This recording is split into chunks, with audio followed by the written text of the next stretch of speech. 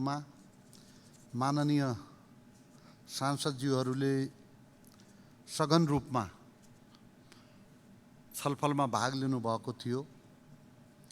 छलफलमा भाग लिनुहुने माननीय सदस्यज्यूहरू, उहाँहरूले प्रस्तुत गर्नुभएका सारगर्भित अभिव्यक्तिहरू र उहाँहरूले मन्त्रालयको ध्यानाकर्षण गर्नुभएका विषयवस्तुहरूको लागि म सबै मान्यज्यूहरूमा हार्दिक कृतज्ञता यापन गर्न चाहन्छु। अब मान्यज्यूहरूको 31 जना मान्यज्यूहरूले छलफलमा भाग लिनुभएको छ। म ती सबै मान्यज्यूहरूलाई हार्दिक धन्यवाद दिँदै सबैको नाउँ मैले पढ्दाखेरि अलि लामो होला र कहीँ मान्यज्यूहरूलाई पनि बोझिलो होला भनेर म नाम पढ्नतिर म जान्न। मैले चाहिँ तपाईहरुले उठाउनुभएका गहन मुद्दाहरूका बारेमा चाहिँ आफ्नो धारणा राख्न चाहन्छु। यस सम्मानीय सभामुख महोदय, यस सम्मानित प्रतिनिधि सभामा विनियोजन विधेयक 2080 अन्तर्गत परराष्ट्र मन्त्रालय एवं मातहतका निकायहरूको लागि विनियोजन गरिएको बजेट तथा कार्यक्रम उप भएको छलफलको क्रममा माननीय सदस्यहरूले उठाउनुभएका विभिन्न विषयहरू तथा राख्नुभएका जिज्ञासाहरूका सम्बन्धमा यस गरिमामय सदनमा आफ्ना धारणा राख्न चाहन्छु। परराष्ट्र नीति र अन्तर्राष्ट्रिय सम्बन्धका महत्त्वपूर्ण विषयमा माननीय सदस्यज्यूहरूबाट अभिव्यक्त भएको चासो, सरोकार र सुझावका लागि हार्दिक धन्यवाद प्रकट गर्न चाहन्छु। यथासम्भव छलफलको क्रममा उठेका सबै विषय समेटेर मेरो जवाफ प्रस्तुत हुनेछ। अधिकांश सदस्यज्यूहरूले आर्थिक वर्ष 2080-81 मा परराष्ट्र मन्त्रालय र अन्तर्गतका निकायहरूका लागि विनियोजित बजेट न्यून रहेको औल्याउनु भएको छ। तथापि बजेट कटौतीको प्रस्ताव राख्नुहुने माननीय सदस्यहरूलाई आफ्नो प्रस्ताव फिर्ता लिन पनि हामीले आग्रह गरिसकेका छौँ। सम्मानीय सभामुख महोदय, अब म छलफलका क्रममा माननीय सदस्यहरूले उठाउनुभएका विषयहरूमा प्रश्न पार्ने अनुमति चाहन्छु। परराष्ट्र नीतिको सञ्चालनका सन्दर्भमा नेपालको अन्तर्राष्ट्रिय सम्बन्धका बारेमा नेपालको संविधानले नै स्पष्ट मार्गनिर्देश गरेको बारे माननीय सदस्यज्यूहरूलाई अवगत नै छ। नेपालको स्वतन्त्रता, सार्वभौमिक सत्ता, भौगोलिक अखण्डता, स्वाधीनता, राष्ट्रिय हितको रक्षा गर्दै सार्वभौमिक समानताका आधारमा अन्तर्राष्ट्रिय सम्बन्ध कायम गरी विश्व समुदायमा राष्ट्रिय सम्मानको अभिवृद्धि गर्नेतर्फ नेपालको अन्तर्राष्ट्रिय सम्बन्ध निर्देशित रहेको छ। संयुक्त राष्ट्रसङ्घको बडापत्र, असंलग्नता, पञ्चशीलका सिद्धान्त, अन्तर्राष्ट्रिय कानुन र विश्व शान्तिको मान्यताका आधारमा राष्ट्रको सर्वोपरि हितलाई ध्यानमा राखी स्वतन्त्र परराष्ट्र नीति सञ्चालन गर्न संविधानले नीतिगत मार्गनिर्देशन गरेको छ। संविधानको मार्गनिर्देशन र नीतिगत व्यवस्थालाई पूर्ण रूपमा आत्मसात गर्दै पारस्परिक लाभमा आधारित स्वतन्त्र र सन्तुलित परराष्ट्र सम्बन्ध अवलम्बन गर्ने नीति नेपाल सरकारको रहेको छ। सङ्घीय संसद, विशेष गरी अन्तर्राष्ट्रिय सम्बन्ध तथा पर्यटन समितिबाट समय समयमा सरकारलाई प्राप्त हुने सुझाव तथा मार्गनिर्देशन, नेपाल सरकारको आवधिक योजना, वार्षिक नीति तथा कार्यक्रम, राष्ट्रिय अन्तर्राष्ट्रिय मूल्य मान्यता, अन्तर्राष्ट्रिय कानुन र सन्धिबाट सिर्जित अधिकार र दायित्व एवं वर्तमान संयुक्त सरकारको प्राथमिकता र साझा न्यूनतम कार्यक्रममा अन्तर्निहित भावनालाई पनि परराष्ट्र सम्बन्ध सञ्चालनमा सरकारले आत्मसात गरेको छ। आर्थिक कूटनीतिको सञ्चालनद्वारा मुलुकको सामाजिक आर्थिक विकासमा योगदान पुर्याउने, आर्थिक रूपान्तरण र जनताको समृद्धिका लागि पारस्परिक हित र लाभका आधारमा छिमेकी लगायत विश्वका सबै मित्र राष्ट्रहरूसँगको मैत्रीपूर्ण सम्बन्धलाई थप सुदृढ बनाउने, आपसी सहयोगका क्षेत्रहरू विस्तार गरी सहकार्यलाई बढावा दिने, भूपरिवेष्टित देशको अधिकार सुनिश्चित गर्ने दिशामा वर्तमान सरकारको कूटनैतिक प्रयास उन्मुख छ। सम्मानीय प्रधानमन्त्रीको भारत भ्रमणका सन्दर्भमा हालै सम्पन्न सम्मानीय प्रधानमन्त्रीज्यूको भारत भ्रमण आगामी दिनमा द्विपक्षीय सम्बन्धलाई अझ बलियो बनाउने दिशामा केन्द्रित रह्यो। यस विषयमा सम्माननीय प्रधानमन्त्रीज्यूले सम्मानित सदनलाई विस्तृत रूपमा जानकारी गराइसक्नु भएको छ। भ्रमणका अवसरमा विशेष गरी आर्थिक मामिलामा राष्ट्रको दीर्घकालीन हितमा सम्झौताहरू भएका छन् भने राजनैतिक मामिलामा आपसी विश्वास बढाउँदै छलफल र वार्ताद्वारा निकास खोज्ने दिशामा कुराकानी भएको छ। दुई देशका प्रधानमन्त्री बीच भएको खुलस्त कुराकानीबाट विश्वासको वातावरण सिर्जना भएको छ भने थातिरहेका विषयलाई सम्बोधन गर्न सकिने विश्वासको आधार तयार भएको छ। विद्युत व्यापारका सम्बन्धमा सम्माननीय प्रधानमन्त्रीज्यूको भारत भ्रमणका अवसरमा दीर्घकालीन ऊर्जा व्यापार सम्झौतामा प्रारम्भिक हस्ताक्षर भएको छ र भारतीय भूमि हुँदै बांग्लादेशसम्म नेपालबाट जलविद्युत निर्यातको सुरुवात गर्ने सैद्धान्तिक सहमति भई त्रिपक्षीय सम्झौताका लागि प्रक्रिया अघि बढाउने सहमति भएको छ। विदेशी लगानीकर्तासँग स्वदेशी लगानीकर्ताले संयुक्त उपक्रम कम्पनी खडा गरेर विद्युत उत्पादनका लागि आवश्यक अनुमति पत्र लिएर आयोजना अध्ययन तथा निर्माण गर्न पाउने विद्यमान कानुनी व्यवस्था अन्तर्गत भारतको एनएचपीसी र नेपालको विद्युत उत्पादन कम्पनी लिमिटेड VUCL का बीच 480 मेगावाटको फुकोट कर्णाली जलविद्युत परियोजना विकास सम्बन्धी सम्झौता भएको छ। 669 मेगावाटको तल्लो अरुण जलविद्युत परियोजना कम्पिटिटिभ बिडिङ प्रक्रियाबाट भारतको सतलज जलविद्युत निगम र लगानी बोर्ड बीच सम्झौता भई अघि बढेको परियोजना हो। प्रधानमन्त्रीज्यूको भ्रमणका अवसरमा यो परियोजनाको पावर डेभलपमेन्ट एग्रिमेन्ट PDA सम्पन्न भएको छ। 556 मेगावाट क्षमताको माथिल्लो तामाकोशी जलविद्युत आयोजना सहित विभिन्न जलविद्युत आयोजनाबाट उत्पादित थप 1200 मेगावाट जलविद्युत भारततर्फ निर्यातका लागि सम्माननीय प्रधानमन्त्रीज्यूले भारत पक्षसँग गम्भीर रूपमा कुरा गर्नुभएको छ। बुटवल गोरखपुर 400 kV अन्तर्देशीय प्रसारण लाइन शिलान्यास भएको छ। त्यसै गरी नेपालभित्र थप विद्युत प्रसारण लाइन निर्माणका लागि भारतको एक्जिम ब्याङ्कबाट प्राप्त सहुलियत कर्जाको चौथो खण्डको रकम उपयोग गर्ने सहमति भएको छ। सरकारले विद्युत प्रसारण र वितरण पूर्वाधारमा सुधार गर्दै आन्तरिक विद्युत खपत वृद्धि गर्दै लैजाने नीति लिएको छ। आन्तरिक खपतबाट बढी भएको जलविद्युत निर्यात गर्नका लागि जलविद्युत उत्पादन र प्रसारणका लागि आवश्यक पूर्वाधार निर्माणमा जोड दिइएको छ। औपचारिक भ्रमण व्यवस्थापन सम्बन्धमा दुई देश बीचको आर्थिक सम्बन्धलाई मध्यनजर गरी सरकार प्रमुखका भ्रमणका अवसरमा व्यापारिक प्रतिनिधिमण्डललाई उनीहरूको आफ्नै खर्चमा लैजाने प्रचलन हुन्छ।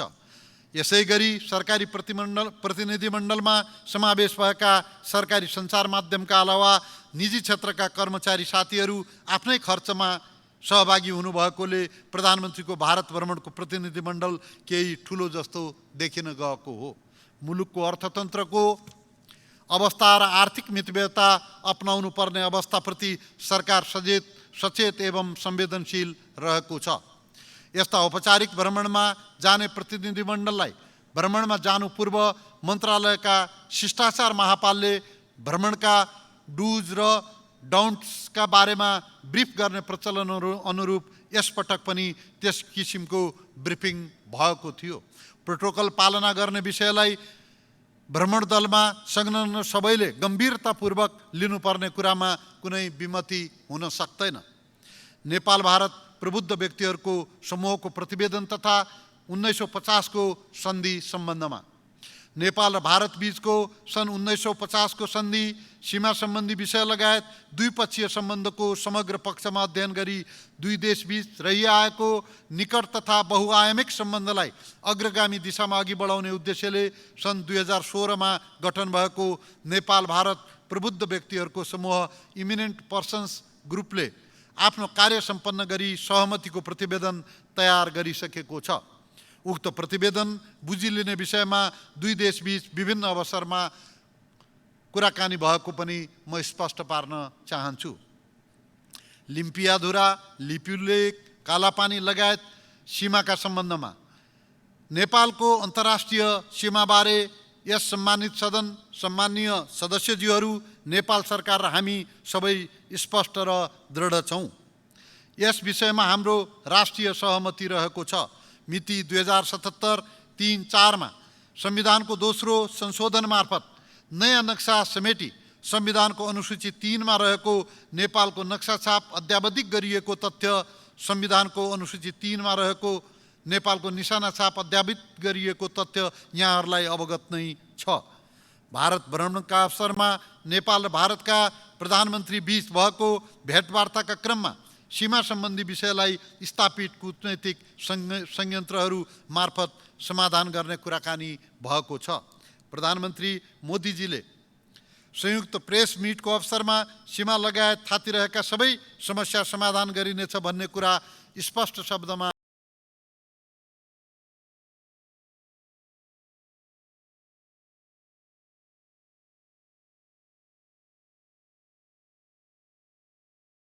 सीमा सम्बन्धमा आएको यो सकारात्मक अभिव्यक्ति हो। सीमा क्षेत्रमा डुबान सम्बन्धी समस्याका सम्बन्धमा नेपाल भारत सीमानाको नजिक भारततर्फ बनाइएका संरचनाहरूका कारण नेपालको भूभाग डुबानमा परेको विषय नेपाल सरकारले भारतीय पक्षसँग प्राथमिकताका साथ उठाउँदै आएको छ। सम्माननीय प्रधानमन्त्रीको भारत भ्रमणका अवसरमा नेपाल भारत सीमावर्ती क्षेत्रमा बाढी र डुबानका समस्याहरूका बारेमा पनि गम्भीर ढङ्गले छलफल भएको छ। मनसुन सुरु हुनु अघि नै बाढी र डुबान नियन्त्रण कार्यलाई प्रभावकारी बनाउन विद्यमान द्विपक्षीय संयन्त्रलाई तत्काल सक्रिय बनाउने सहमति भएको छ। नेपालले विकास साझेदारहरूबाट कुनै पनि सहयोग लिँदा राष्ट्रिय हित प्रतिकूल हुने गरी लिएको छैन। भविष्यमा पनि वैदेशिक सहायता स्वीकार गर्दा राष्ट्रिय हितलाई सर्वोपरि राख्दै नेपालको सार्वभौमिक सत्ता र राष्ट्रिय स्वतन्त्रतामा किञ्चित प्रभाव नपर्ने सुनिश्चितता प्रदान गरिने कुरामा सरकार दृढ छ। भारतीय संसदमा राखिएको भित्तेचित्र र राष्ट्रिय विभूति सम्बन्धी विवादका सन्दर्भमा नवनिर्मित भारतीय संसद भवनमा राखिएको म्युरलका सम्बन्धमा नेपाल सरकारको निश्चय नै ध्यानाकर्षण भएको छ। सो म्युरलको क्याप्सनमा सम्राट अशोकको समयमा उनको साम्राज्यको फैलावट जनाइएको भनी लेखिएको र सो राजनैतिक विषय नरहेको भनी भारतीय सरकारका तर्फबाट आधिकारिक धारणा समेत त्यहाँका विदेश मन्त्रीबाट आइसकेको बेहोरा सम्मानित सदनलाई अवगत नै छ। यस विषयमा भारतीय पक्षसँग कुरा गरी प्रतिवेदन पठाउन नयाँ दिल्ली स्थित नेपाली राजदूतलाई निर्देशन दिइसकिएको छ। नेपालको सार्वभौम सत्ता, राष्ट्रिय अखण्डता, स्वतन्त्रता र हाम्रो अन्तर्राष्ट्रिय सीमामा कुनै आँच आउन नदिन र नेपालको 1 इन्च जमिन पनि अतिक्रमण हुन नदिन हामी पूर्ण प्रतिबद्ध छौँ। भारतीय चलचित्र आदिपुरुषमा देवी सीताका बारेमा प्रयोग भएको संवादका सम्बन्धमा नेपालको सेन्सर बोर्ड पनि सचेत रहेको छ। यस्तो ऐतिहासिक र गम्भीर विषयमा बनेको चलचित्रमा फ्याक्चुअल इरर देखिनु कदापि उचित होइन। देवी सीता नेपालकी छोरी भएको तथ्य सर्वमान्य छ र यो विषयमा भारतमा समेत निर्विवाद छ। विदेशी सेनामा नेपालीहरूको भर्ती सन्दर्भमा माननीय सांसदज्यूहरूले उठाउनुभएका एवं केही सामाजिक सञ्जाल र अनलाइनहरूमा आएका नेपाली नागरिकहरू विदेशी सेनामा भर्ती भएका भन्ने समाचारहरूका सम्बन्धमा मन्त्रालयको ध्यानाकर्षण भएको छ। विदेशी सेनामा नेपालीहरूको भर्ती सम्बन्धमा नेपालले केही मित्र राष्ट्रहरूसँग विगतमा गरेका समझदारी अनुरूप परम्परागत रूपमा त्यहाँको राष्ट्रिय सेनामा नेपाली नागरिकहरू भर्ना हुँदै आएकोमा बाहेक विदेशी सेनामा नेपाली नागरिक भर्ना हुन अनुमति दिने सम्बन्धी नेपाल सरकारको कुनै नीति नरहेको जानकारी गराउँदछु। यस सम्बन्धमा माननीय सांसदज्यूहरूबाट व्यक्त चासो र धारणाहरूलाई परराष्ट्र मन्त्रालयले महत्त्वपूर्ण मार्गनिर्देशनका रूपमा लिएको छ र परराष्ट्र मन्त्रालयको धारणा र दृष्टिकोण पनि माननीय सांसदज्यूहरूले व्यक्त गरेका धारणाभन्दा कहीँ कतै फरक नभएको कुरा म स्पष्ट गर्न चाहन्छु। सार्क शिखर सम्मेलनका सम्बन्धमा क्षेत्रीय सहयोगको माध्यमबाट विकास र समृद्धि हासिल गर्न सक्रिय भूमिका निर्वाह गर्ने नेपाल सरकारको नीति रहेको अवगत नै छ। सार्कको संस्थापक सदस्य भएको, सार्क सचिवालयको मुख्यालय पनि नेपालमा रहेको तथा सार्कको वर्तमान अध्यक्ष राष्ट्रको हैसियतले सार्कको आगामी शिखर सम्मेलन यथाशीघ्र हुनुपर्छ भन्ने कुरामा नेपाल प्रतिबद्ध छ र यसका लागि नेपालले अन्य राष्ट्रहरूसँग सहमति जुटाउन आवश्यक समन्वय पनि गरिरहेको छ। नेपालबाट दक्षिण एसियाली मुलुकसँग भएका सबै उच्चस्तरीय भ्रमण तथा अन्य भेटघाटका अवसरमा सार्क प्रक्रियालाई गतिशील बनाउने विषयले सधैँ प्रवेश पाएको छ। नेपालले आगामी दिनमा पनि सार्कका संयन्त्रहरूलाई गतिशील बनाउनेतर्फ सक्रिय तथा रचनात्मक भूमिका निर्वाह गर्दै जानेछ। यहाँहरूलाई विदित नै छ, सार्कको बडापत्र अनुसार सार्क प्रक्रिया सम्बन्धी निर्णय लिन सबै सदस्य राष्ट्रहरूको सहमति आवश्यक पर्दछ। यही सर्वसम्मति जुट्न नसक्दा नै सार्क शिखर सम्मेलन लगायतका प्रक्रिया अघि बढ्न नसकेको विषयबारे सम्मानित सदन अवगत नै रहेको छ। आर्थिक कूटनीति सञ्चालन सम्बन्धमा नेपालको परराष्ट्र नीति, वार्षिक नीति तथा कार्यक्रम र बजेट मार्फत अभिव्यक्त राष्ट्रिय विकासका उद्देश्यहरू हासिलका लागि सबल र प्रभावकारी आर्थिक कूटनीतिको सञ्चालन सरकारको प्रमुख प्राथमिकता हो। यस विषयलाई आत्मसात गरी मन्त्रालय र नियोगबाट सञ्चालित हुने आर्थिक कूटनीतिका कार्यक्रमहरूलाई थप प्रभावकारी बनाउने प्रयास भइरहेको छ। यस्ता कार्यक्रमहरूमा आर्थिक कूटनीतिसँग सम्बन्धित विषयगत निकाय, निजी क्षेत्र र गैर आवासीय नेपालीसँगको समन्वय र सहकार्यलाई थप मजबुत र प्रभावकारी बनाइएको छ। पर्यटन, निर्यात र लगानीका क्षेत्रमा विभिन्न प्रदेशमा रहेको सम्भावना र क्षमता पहिचान गर्ने प्रयास गरिएको छ। आर्थिक कूटनीतिका कार्यक्रमहरूलाई नेपाल सरकारको व्यापार घाटा न्यूनीकरण योजनासँग समेत तादात्म्य हुने गरी तथा समग्र आर्थिक सामाजिक विकासमा टेवा पुग्ने गरी अगाडि बढाउने गरी समन्वयात्मक ढङ्गले कार्यहरू भइरहेका छन्। विकासशील राष्ट्रमा स्तरोन्नति तयारी सम्बन्धमा नेपाल अल्पविकसित मुलुकबाट स्तरोन्नति हुन सिफारिस भएको हालको परिस्थितिमा विकास सहायताको परिचालन, वैदेशिक लगानी, निर्यात प्रवर्धन र पर्यटन प्रवर्धन लगायतका क्षेत्रमा हाम्रो कूटनैतिक संयन्त्र परिचालित हुनुपर्दछ। विभिन्न मुलुकहरूमा रहेका नेपाली नियोगहरूले मित्र राष्ट्रहरू तथा विकास साझेदारहरूसँग स्तरोन्नतिले पर्ने नकारात्मक असरहरूको प्रभाव कम गर्ने सम्बन्धमा तथा विकास सहयोगको निरन्तरताका सम्बन्धमा द्विपक्षीय तथा बहुपक्षीय रूपमा सहकार्य गरिरहेका छन्। राजदूत, नियोग प्रमुख तथा अवैधानिक महावाणिज्य दूतहरूको नियुक्ति र कार्य सम्पादन मूल्याङ्कन सम्बन्धमा विभिन्न मुलुकमा नेपालका राजदूत नियुक्त गर्दा वर्तमान सरकारले नेपालको संविधान र राजदूत नियुक्ति सम्बन्धी निर्देशिका 2075 को पालना गरेको छ। परराष्ट्र सेवाभित्रबाट र सेवा बाहिरबाट राजदूतहरूको नियुक्ति गर्दा निर्देशिकामा भएको प्रबन्ध बमोजिम गरिनेछ। राजदूतहरूको नियुक्तिसँगै कार्य विवरण उपलब्ध गराइएको छ र त्यसैका आधारमा कार्य सम्पादन मूल्याङ्कन गर्ने व्यवस्था मिलाइएको छ। अवैतनिक वाणिज्य दूत सम्बन्धी नियमावली अनुरूप उच्च आचरण भएका व्यक्तिहरूलाई उक्त पदमा नियुक्त गर्ने व्यवस्थालाई थप प्रभावकारी बनाइनेछ। राजदूतावासको पुनरावलोकन तथा जनशक्ति व्यवस्थापन सम्बन्धमा नेपालले विभिन्न मुलुकहरूमा नियोगहरू स्थापना गर्दा छिमेकी मुलुकहरू ठुलो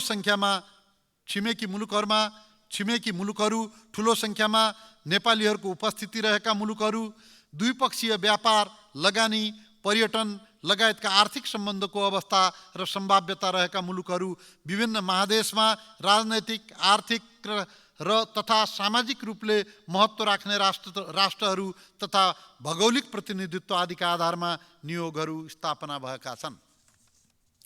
परराष्ट्र मन्त्रालयको सङ्गठन संरचना चुस्त दुरुस्त राख्न विभिन्न प्रयासहरू हुँदै आएको छ। यस क्रममा सङ्गठन तथा व्यवस्थापन सर्वेक्षण गरी नियोगहरू र कर्मचारीको लेखाजोखा गरी पुनरावलोकन गर्ने गरिएको छ।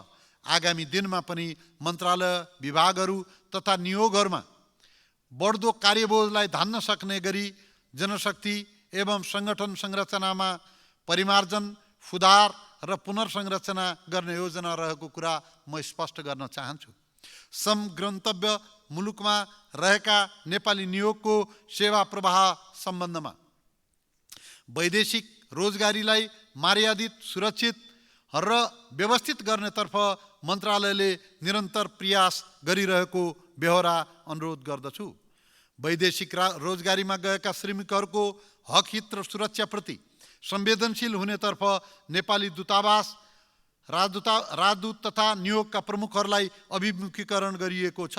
विदेशमा अप्ठ्यारोमा परेका नेपालीहरूको उद्धार एवं आवश्यकता अनुसार नेपाल फर्कन सहजीकरण गर्ने कार्यलाई नियोगहरूले उच्च प्राथमिकतामा राखेका छन्। विदेशमा रहेका नेपाली कामदारहरूका हकहितको सुरक्षा गर्न र आवश्यक सहयोग उपलब्ध गराउन विदेशस्थित नेपाली नियोगहरूको भूमिकालाई थप प्रभावकारी बनाउन परराष्ट्र मन्त्रालय प्रतिबद्ध रहेको छ। विदेशमा हुने मृत्यु तथा कानुनी सजायका सम्बन्धमा उक्त मुलुकको कानुन बमोजिम प्रहरी अनुसन्धान तथा न्यायिक निरूपणमा केही समय लाग्ने भएकोले नेपाली नियोगले सब पठाउने तथा क्षतिपूर्ति रकम दिलाउन कतिपय अवस्थामा केही समय लाग्न सक्दछ। अन्यथा नियोगहरूबाट यस प्रकारको सेवा 24 घण्टा प्राप्त हुन सक्ने गरी व्यवस्था मिलाइएको छ। आज हाल केही नियोगहरूमा अन्य टेलिफोन सेवाका अतिरिक्त हटलाइन सेवा सञ्चालनमा ल्याइएको छ। यसलाई क्रमशः साधन स्रोत सम्पन्न तुल्याउँदै विस्तार गर्दै लगिनेछ। यसका अलावा नियोगहरूले वेबसाइट, दूतावासबाट समय समयमा जारी हुने सूचना तथा फेसबुक पेज जस्ता सामाजिक सञ्जाल मार्फत समेत सहज सम्पर्कको व्यवस्था मिलाइएका छन्। नियोगहरूलाई नेपाली नागरिकका समस्या सम्बोधनका लागि आवश्यक जनशक्ति तथा साधन सम्पन्न तुल्याउने कार्यलाई प्राथमिकतामा राखिएको छ। राजदूतावासको आफ्नै भवनको व्यवस्था गर्ने सम्बन्धमा माननीय सदस्यज्यूहरूबाट नियोगको लागि घर निर्माण तथा जग्गा खरिद गर्नुपर्ने सम्बन्धमा महत्त्वपूर्ण सुझावहरू प्राप्त भएका छन्। हाल केही नियोगहरूको आफ्नै भवन रहेको छ र केही नियोगहरूले खरिद गरेको जमिनमा पनि क्रमशः आफ्नै भवन निर्माण गर्ने विषयलाई प्राथमिकता दिइएको छ। नेपाली नियोगहरूका लागि भवन खरिद गर्ने विषयलाई पनि परराष्ट्र मन्त्रालयले प्राथमिकतामा राखेको छ र भविष्यमा यस कार्यलाई थप गति दिइनेछ। विदेशमा रहेका नेपालीहरूको मतदान सम्बन्धमा विदेशमा रहेका नेपालीहरूको मताधिकार सुरक्षित गर्ने सम्बन्धमा नेपाल सरकारले बजेट वक्तव्य मार्फत प्रतिबद्धता व्यक्त गरेको छ। यसका लागि निर्वाचन आयोग लगायत अन्य सरोकारवाला निकायसँग सहकार्य गर्न परराष्ट्र मन्त्रालय तत्पर रहेको बेहोरा अनुरोध गर्दछु। गैर आवासीय नेपालीहरूको ज्ञान र सिपबाट मुलुकले फाइदा लिने सम्बन्धमा गैर आवासीय नेपालीहरूको लगानी, पुँजी, पहुँच, सञ्जाल र प्रविधिबाट मुलुकले लाभ लिने वातावरण बनाउन मन्त्रालय प्रयत्नशील रहेको छ। गैर आवासीय नेपाली सम्बन्धी ऐन र नियमावलीमा भएको व्यवस्था तथा गैर आवासीय नेपालीको लगानीलाई लक्षित गरी नेपाल सरकारले प्रदान गरेका विभिन्न किसिमका सुविधा, छुट तथा सहुलियत उपयोगका लागि मन्त्रालयले सहजीकरण गर्दै आएको छ। परराष्ट्र मामिला अध्ययन प्रतिष्ठान सम्बन्धमा परराष्ट्र मामिला र कूटनीतिका विविध पक्षहरूमा अध्ययन, अनुसन्धान र प्रकाशन गर्ने तथा कूटनैतिक कर्मचारीहरूको लागि तालिम प्राप्त गर्ने संस्थाका रूपमा परराष्ट्र मामिला अध्ययन प्रतिष्ठानलाई सुदृढ तुल्याउने तथा यसलाई साधन स्रोत सम्पन्न गर्दै जाने मन्त्रालयको नीति रहेको छ। मित्र राष्ट्रका यस्तै प्रकारका संस्थाहरूको सहकार्यलाई पनि औपचारिक रूपमा अगाडि बढाइएको छ। राहदानी सेवा सम्बन्धमा राहदानी विभागले राहदानी सेवालाई थप छिटो छरितो र सेवाग्राही मैत्री तुल्याइरहेको छ। आगामी आर्थिक वर्षमा थप विद्युतीय राहदानी पुस्तिकाको व्यवस्था गर्ने प्रक्रिया सुरु गरिएको छ। राजदूतावास नभएका मुलुकहरूमा विद्युतीय राहदानी आवेदन सङ्कलन र वितरणका लागि घुम्ती सेवा सञ्चालन गर्ने व्यवस्था मिलाइनेछ। लाइभ इनरोलमेन्ट कार्यको लागि दक्ष जनशक्तिको अभाव रहेकोले दक्ष जनशक्ति व्यवस्थापनका कार्यलाई प्राथमिकता साथ अघि बढाइनेछ। राहदानी वितरण अझ सहज, सरल र व्यवस्थित बनाउन प्रयत्न जारी रहनेछ। अभिलेख व्यवस्थापनका सम्बन्धमा नेपालको विदेश सम्बन्धबारे विभिन्न कालखण्डमा सिर्जना भएका कागजपत्र दस्तावेजहरूको संरक्षण र अभिलेखीकरण गर्ने कार्य मन्त्रालयको उच्च प्राथमिकतामा रहेको छ। ऐतिहासिक एवं कूटनैतिक दृष्टिकोणले महत्त्वपूर्ण पुराना दस्तावेजहरू तथा राष्ट्रिय अभिलेखालयसँगको सहकार्यमा सुरक्षित ढङ्गले अभिलेखालयमा राख्ने व्यवस्था मिलाइएको छ भने पछिल्लो कालखण्डमा महत्त्वपूर्ण कागजातहरूलाई छनौट गरी पञ्जीकरण गर्ने कार्य भइरहेको छ। ती दस्तावेजहरूलाई पनि अभिलेखीकरण गरी क्रमशः राष्ट्रिय अभिलेखालयमा सुरक्षित ढङ्गले राख्ने प्रबन्ध मिलाइनेछ। सम्मानीय सभामुख महोदय, यस सम्मानित प्रतिनिधि सभामा विनियोजन विधेयक 2080 अन्तर्गत परराष्ट्र मन्त्रालय एवं मातहतका निकायहरूको लागि विनियोजन गरिएको बजेट तथा कार्यक्रम उप भएको छलफलको क्रममा माननीय सदस्यज्यूहरूले उठाउनुभएका विभिन्न विषयहरू तथा राख्नुभएका जिज्ञासाहरूका सम्बन्धमा आफ्नो विचार राख्ने समय दिनुभएकोमा म सम्मानीय सभामुखज्यूप्रति हार्दिक धन्यवाद व्यक्त गर्दछु। यस गरिमामय सदनबाट प्राप्त रचनात्मक सुझाव र मार्गनिर्देशन परराष्ट्र सम्बन्ध सञ्चालनमा उपयोगी र महत्त्वपूर्ण रहने मैले विश्वास लिएको छु। धन्यवाद। जय नेपाल।